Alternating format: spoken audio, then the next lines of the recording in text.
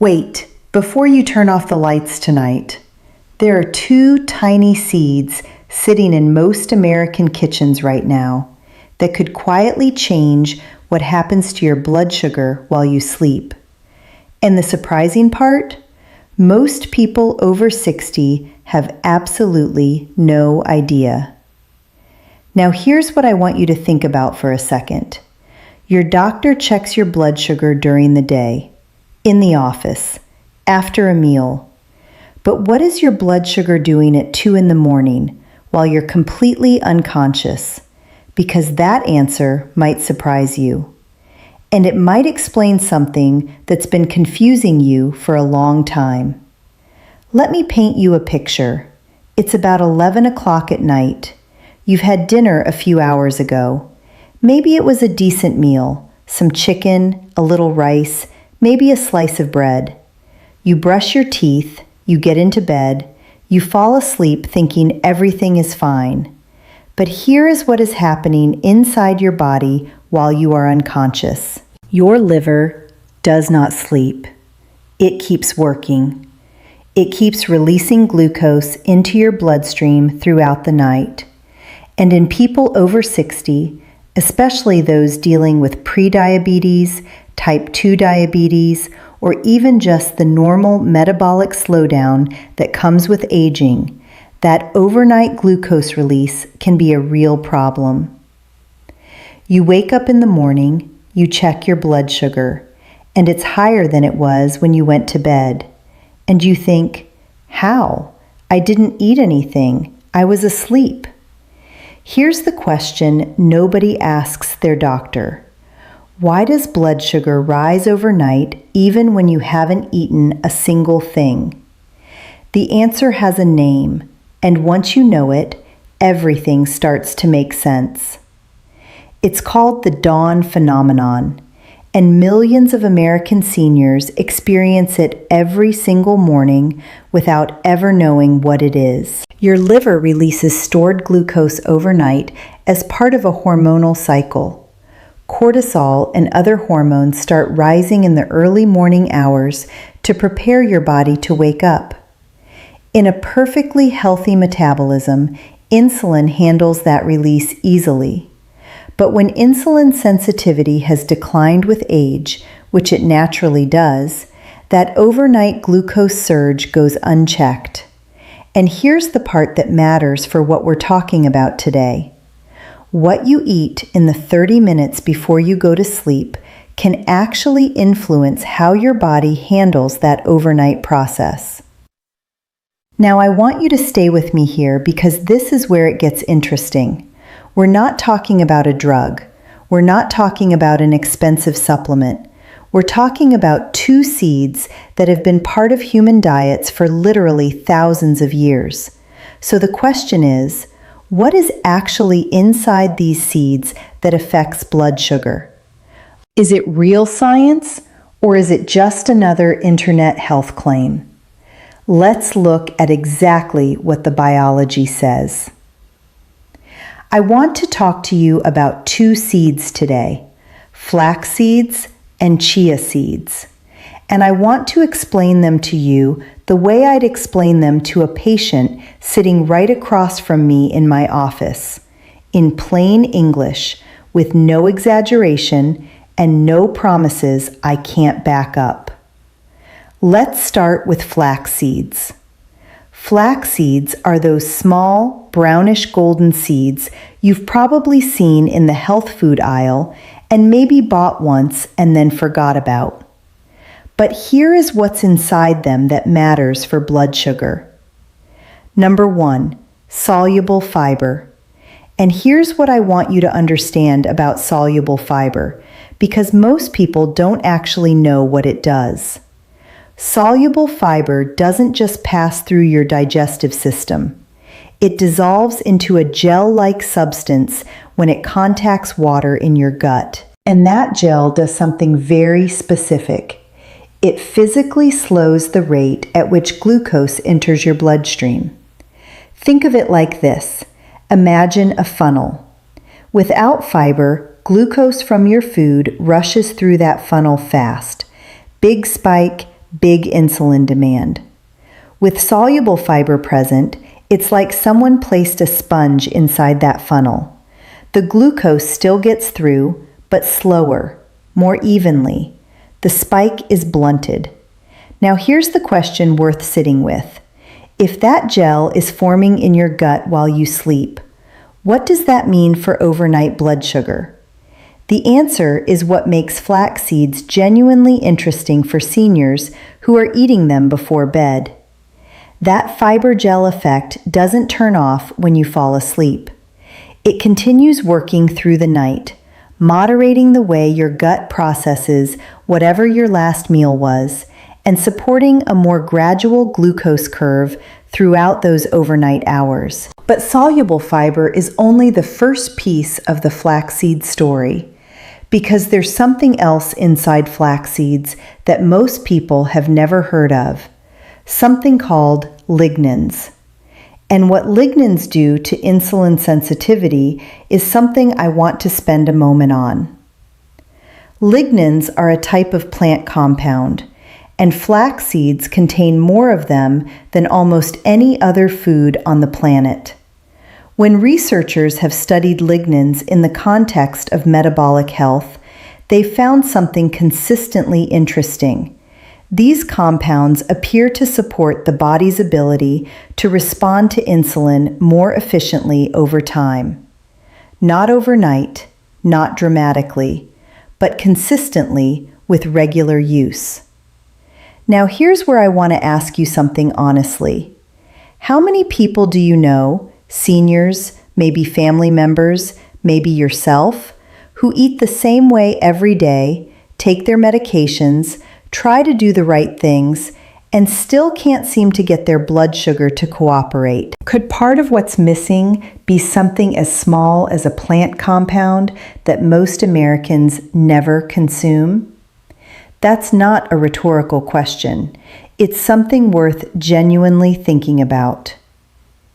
And then there's the third piece of the flaxseed profile, the omega-3 fatty acid called ALA, alpha-linolenic acid. Flax seeds are one of the richest plant sources of ALA that exists. And here's why omega-3 fatty acids matter so directly for blood sugar. It comes down to inflammation. Chronic, low-grade inflammation, the kind that quietly runs in the background of your body for years, is now understood to be deeply connected to insulin resistance. When your cells are inflamed, they don't listen to insulin properly. The door that insulin is supposed to open stays partly closed.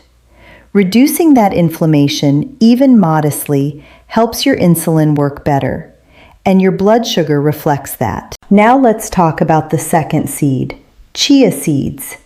And I want to start with something that surprises almost every patient I mention this to.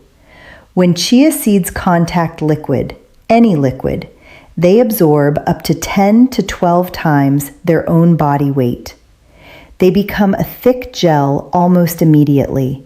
So here's the question. What happens when that gel forms inside your digestive tract while you're sleeping? The answer is one of the most interesting things I can share with you today. That gel physically slows what's called gastric emptying, the process by which food moves from your stomach into your small intestine. Why does that matter for blood sugar? Because glucose absorption happens primarily in the small intestine. Slowing the rate at which food gets there slows the rate at which glucose enters your blood.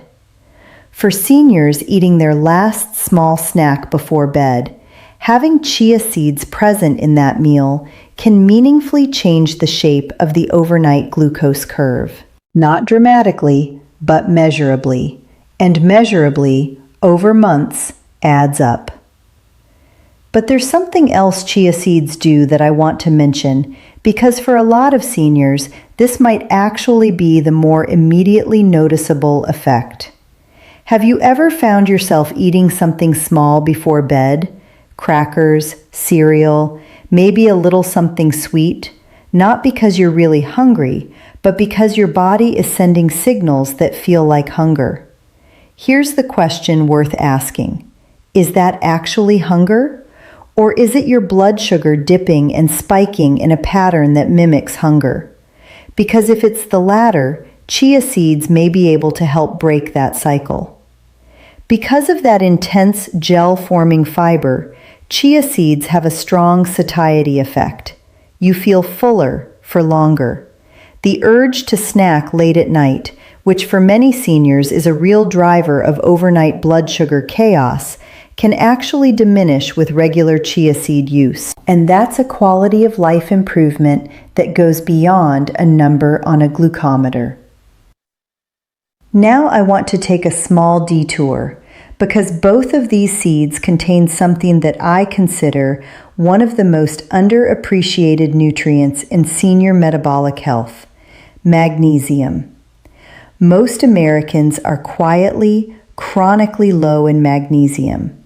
This is well documented and not controversial. But here's the part that almost nobody talks about.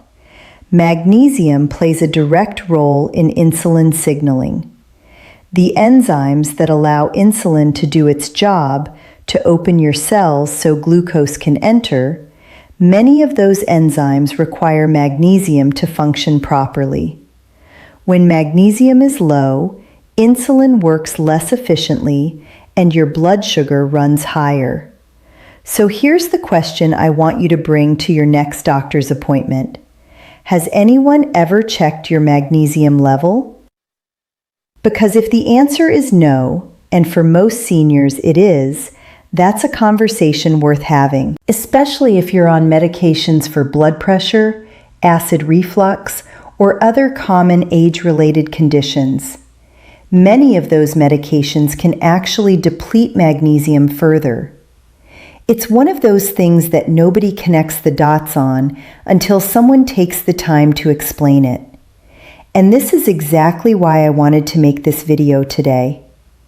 All right, so we've covered what's inside these seeds and why it matters biologically. But here's where most people go wrong.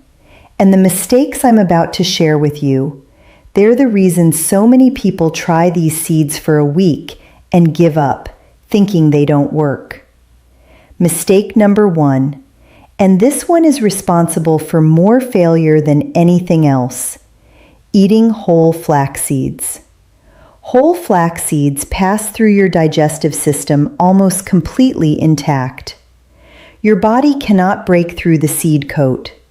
The fiber, the lignans, the omega-3s, most of it comes out the other end unused.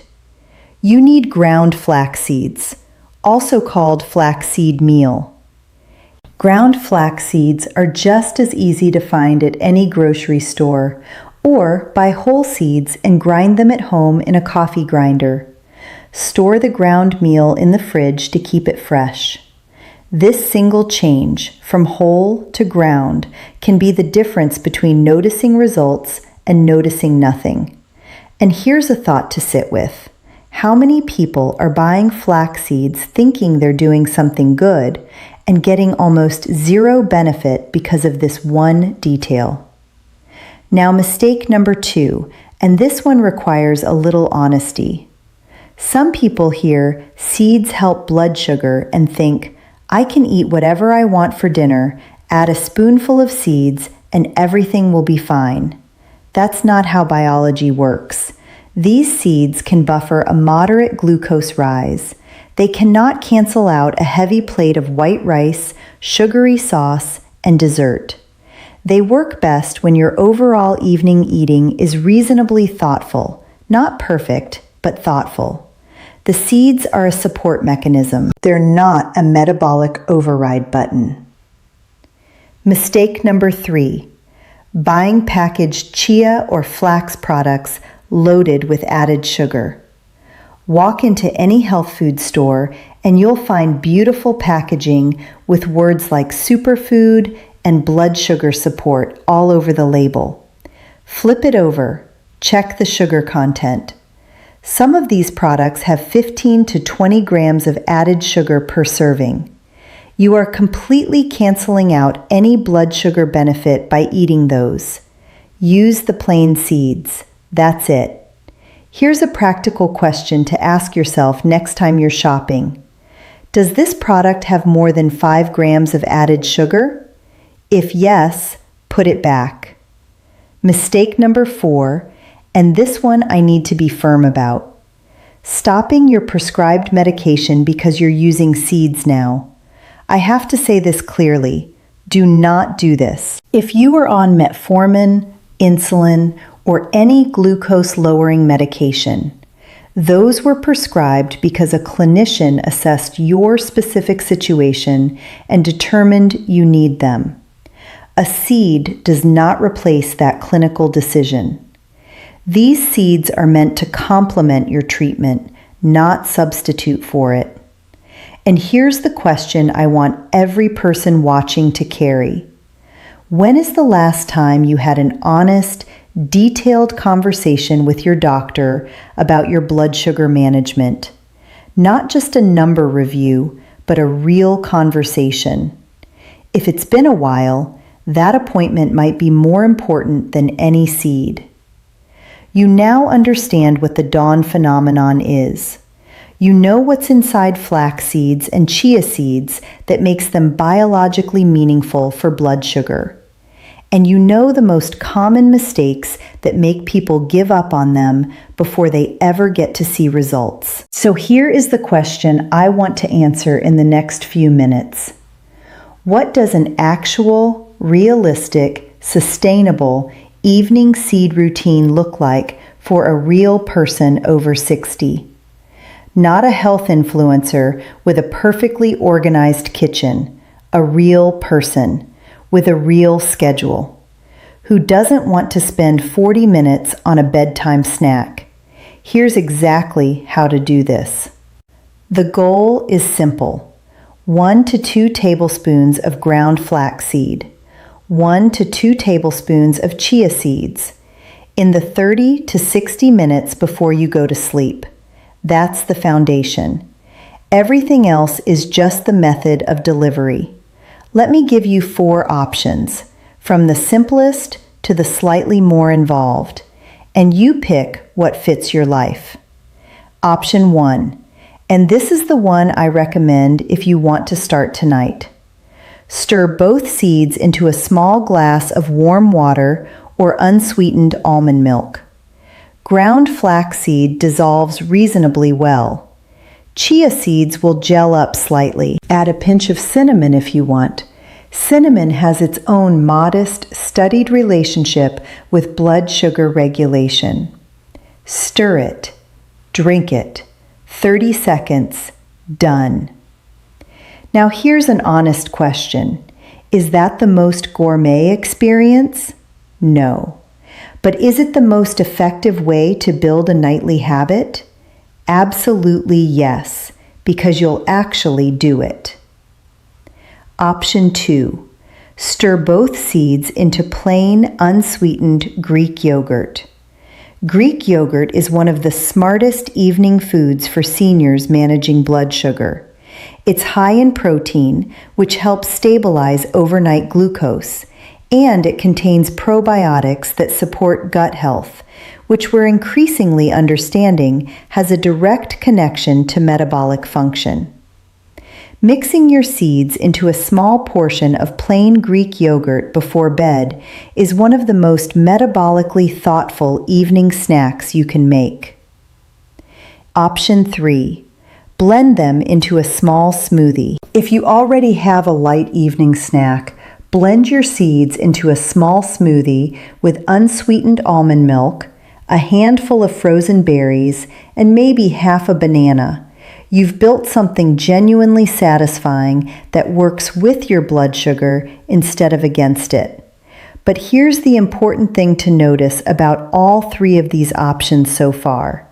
What do they all have in common?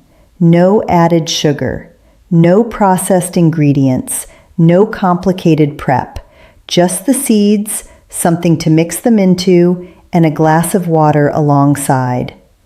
Option 4, overnight chia pudding. This one requires a little prep the night before, but it's become very popular for good reason. Mix 2 tablespoons of chia seeds into a cup of unsweetened coconut milk or almond milk. Add a small amount of vanilla extract, a very small drizzle of honey if you'd like, and I mean small. Let it sit covered in the fridge overnight. By morning, it's become a thick, creamy pudding texture. Many people prepare this every evening and eat the previous night's pudding as their bedtime snack. It becomes a rhythm. And here's the question worth asking yourself. Which of these 4 options could you realistically do every single night for the next 90 days? That's your answer. That's the one to start with. Now, let me talk about something that people skip over, and it causes real problems.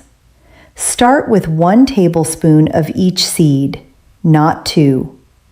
When you significantly increase dietary fiber quickly, your gut needs time to adjust. Bloating, gas, digestive discomfort. These are common when people go too fast. Your gut microbiome is a living ecosystem and it adapts, but it needs a runway. Week 1, 1 tablespoon of each. If you feel comfortable, week 2, increase to 2 tablespoons of each. And here is something I cannot stress enough specifically about chia seeds. Drink water with your seeds, a full glass, minimum. Because chia seeds absorb so much liquid, if you consume them without adequate hydration, they can actually cause constipation instead of supporting digestion. The very thing that makes them useful, that incredible water absorption capacity, becomes a problem if there isn't enough water available in your system. So the practical routine is seeds in your chosen vehicle, plus 1 full glass of water alongside it. Simple, non-negotiable. Here's a thought. How many health habits fail not because the habit is wrong, but because one small missing detail makes it work against you instead of for you? Now I want to spend a few minutes on something that I feel is genuinely important and that most YouTube health content skips over entirely. Who specifically needs to be careful with these seeds? Because while flax seeds and chia seeds are safe for the vast majority of people, there are specific situations where I want you to have a conversation with your doctor before starting. First, if you're on blood thinning medication. Both flax seeds and chia seeds have mild blood thinning properties due to their omega-3 content. If you are taking warfarin, aspirin therapy, or any anticoagulant, please mention to your doctor that you're adding these seeds. At 1 to 2 tablespoons, the risk is generally low, but your physician should know. This is a small conversation that prevents a potential complication. Second, hormone-sensitive conditions. Flax seeds contain lignans, which have weak phytoestrogen properties. For most people, this is neutral to mildly beneficial. But if you have a hormone-sensitive condition, certain types of breast cancer, for example, discuss this with your oncologist before making flax seeds a daily habit. Your specific medical situation matters in a way that a general video cannot account for. And here's the honest question I want you to sit with. When you learn something useful about nutrition and health, how often do you actually bring it to your doctor? Because that conversation, you being an informed, engaged patient, is one of the most powerful things you can do for your own care. Third, thyroid conditions. At the amounts we're discussing, this is not a significant concern. But very large amounts of flaxseed, many tablespoons daily, have been noted in research to potentially affect thyroid function in some people. If you have a thyroid condition, let your doctor know you're using flax seeds regularly and stick to the 1 to 2 tablespoon range. Fourth, digestive conditions. If you have inflammatory bowel disease, diverticular disease, or other GI conditions, any significant fiber increase should be cleared with your gastroenterologist first. Fiber is generally beneficial, but the right amount and timing depends on your specific situation. All right, I want to zoom out now, because I've talked a lot today about seeds, and seeds are real. The biology is real. But I would be doing you a disservice if I let you leave thinking that 2 seeds before bed is the complete picture of blood sugar management. It's one tool, a good one, but one tool. So let me give you the honest, full picture, because these are the things that work together with the seeds to create real results. Here's a question. What do you think has a bigger impact on your morning blood sugar? What you eat before bed or how well you slept? The answer might genuinely surprise you. Sleep is probably the most underappreciated blood sugar regulator that exists. When you sleep poorly, less than 6 hours, fragmented sleep, waking repeatedly, your cortisol levels rise. And cortisol is a glucocorticoid. Its job biologically is to raise blood sugar. One bad night of sleep can cause blood sugar dysregulation the entire following day that rivals the effect of a poor diet. Not slightly worse, genuinely rivals it. And here's the cruel irony that a lot of seniors are caught in. Blood sugar dysregulation itself disrupts sleep quality, so you get into a cycle. Poor sleep raises blood sugar. High blood sugar disrupts sleep, which raises blood sugar further. If your sleep is consistently poor, that is the first problem to solve. Seeds and diet work better on a foundation of decent sleep.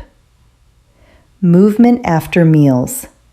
This one is so simple that people don't believe it works, but the research is consistent. A 10-minute walk after dinner. Not a workout, not a gym session, just a gentle walk, causes your muscles to absorb glucose without requiring insulin. Your muscles act like a glucose sponge when they're in motion, even lightly.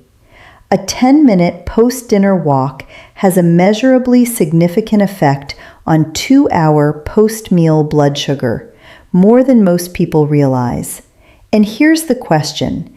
If you knew that 10 minutes of walking after dinner was as effective for blood sugar as some supplements people spend $50 a month on, would you be doing it every night? Evening meal composition. If your last meal of the day is primarily refined carbohydrates, white bread, white rice, pasta, sweetened sauces, your overnight glucose is going to reflect that, regardless of what seeds you add. The goal for evening meals is protein first, non-starchy vegetables second, healthy fat third, and thoughtful amounts of complex carbohydrates last. Not perfection, pattern. Over time, that pattern, protein anchoring your meals, fiber and fat slowing glucose absorption, changes how your overnight numbers look in a way that compounds meaningfully over months. And finally, stress.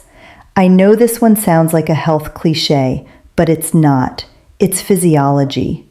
Chronic psychological stress, financial worry, health anxiety, loneliness, these are not just feelings. They're hormonal states, elevated cortisol, elevated adrenaline, and both of those hormones tell your liver to release more glucose.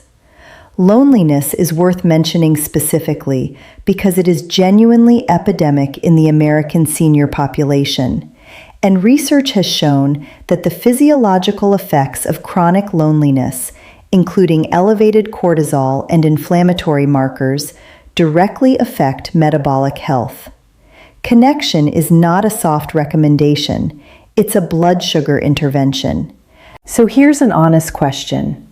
How are the non-food parts of your life affecting your blood sugar numbers? Let me bring this all together now. Here is what your body is doing every night while you sleep. Your liver is actively managing glucose release. Your hormones are cycling through rhythms that affect insulin sensitivity. Your gut is processing whatever you ate in the hours before. Flax seeds and chia seeds, used consistently, used correctly, used as part of a thoughtful approach to evening nutrition, give your body real biological tools to manage that overnight process better. The fiber is real. The omega-3s are real. The magnesium is real. The effect on gastric emptying and glucose absorption is real. And for seniors working every day to keep their numbers in a healthy range, every real tool matters. 1 tablespoon of ground flaxseed, 1 tablespoon of chia seeds, a glass of water, before bed.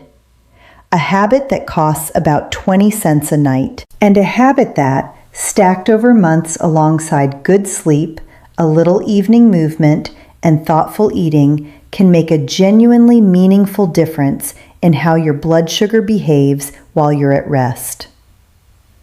Now I want to say this one more time, as clearly as I can. If you have diabetes, or if you're on blood sugar medication, do not change anything about your treatment plan based on this video. What I've shared today is education. It's based in real science, but your individual situation, your kidneys, your liver, your specific glucose patterns, your other medications, those require the eyes of a clinician who actually knows you. What you can do is bring this to your doctor. Show them this. Say, I want to add ground flaxseed and chia seeds before bed. Is there any reason that wouldn't work for me? Most physicians will encourage it, but let your doctor be part of that decision. And if you don't currently have a primary care physician, please look into community health centers in your area. Many offer services on a sliding scale. Your metabolic health is too important to manage without support. Before I go, I want to leave you with something worth thinking about. We live in a healthcare culture that has become very focused on pharmaceutical solutions for problems that sometimes have real, meaningful dietary and lifestyle components. That's not an anti-medication statement. Medications save lives, and the right prescription at the right time is irreplaceable. But there is something quietly powerful about a person saying, I want to understand what my body is doing. I want to give it better tools. I want to be an active participant in my own health, not just a passive recipient of prescriptions. 2 seeds before bed sounds almost too simple for something that matters. But the most sustainable health habits are the ones that are simple enough to actually do every single night. So tonight, before you turn off the light, maybe give your blood sugar a little something to work with. And I'll leave you with this one last question. If the answer to better overnight blood sugar was sitting in your pantry this whole time, what would that mean about all the other small habits you've been underestimating? Think about that. And if you found something, a food, a habit, a routine, that genuinely helped your blood sugar, share it below. Because sometimes the most useful health knowledge isn't in medical journals. It's in what real people living real lives have quietly figured out. Take care of yourself. You deserve to feel well.